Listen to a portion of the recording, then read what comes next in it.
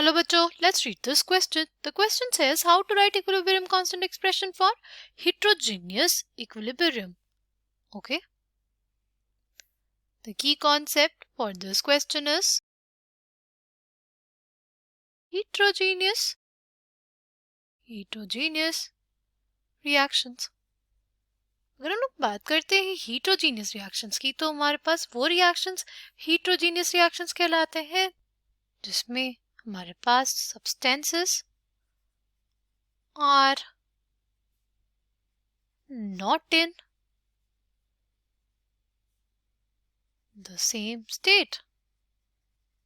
ठीक है, जो सब्सटेंसेस होते हैं वो सेम स्टेट में नहीं होते हैं, वही सब वो रिएक्शंस हमारे कहलाते हैं हीट्रोजीनियस रिएक्शंस. जैसे इसका एक एग्जांपल देख सकते हैं. एग्जांपल इज कैल्शियम कार्बोनेट से हमारे पास बनता है calcium oxide plus carbon dioxide. देखो, कैल्शियम कार्बोनेट और कैल्शियम ऑक्साइड तो सॉलिड स्टेट में है, बट जो कार्बन डाइऑक्साइड है वो गैसियस स्टेट में है.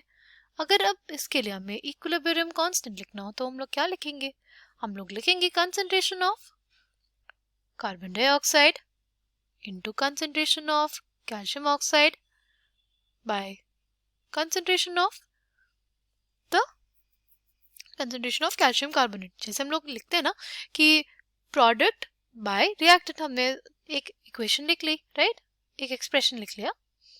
नाउ देखो, यहाँ पे ना हमारे पास जब भी हीट्रोजीनियस इक्विलिब्रियम की बात होगी तो जो हमारे प्योर सॉलिड है और प्योर लिक्विड है वो हमारे इक्विलिब्रियम के एक्सप्रेशन में आएंगे नहीं, यानी कैल्शियम कार्बोनेट और कैल्शियम ऑक्साइड इंक्लूडेड ही नहीं रहेगा. हमारे पास जो इक्विलिब्रियम कांस्टेंट होगा वो क्या होगा? वो हो जाएगा depend only on the concentration of carbon dioxide. Usually हम लोग गैसेस के लिए इसमें क्या लेते हैं? प्रेशर. तो हम लोग डिफाइन करते हैं Kp. Kp is equals to pressure of carbon dioxide. ये हमारे पास हो गया एक्चुअली इक्विलिब्रियम का एक्सप्रेशन फॉर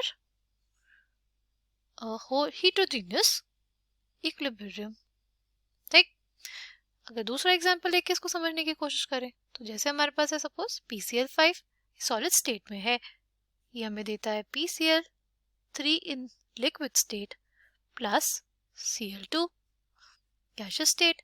इक्विलिब्रियम एक्सप्रेशन क्या होना चाहिए था? इसके लिए होना चाहिए था प्रोडक्ट्स की कंसंट्रेशन बाय रिएक्टेंट की कंसंट्रेशन, बट ऐसा होता नहीं क्योंकि हमारे पास PCl5 एक प्योर सॉलिड है और PCl3 एक प्योर लिक्विड. तो प्योर सॉलिड और प्योर लिक्विड कभी भी इक्विलिब्रियम के एक्सप्रेशन में नहीं आएंगे, यानी ये दोनों एक्सप्रेशन में नहीं होंगे.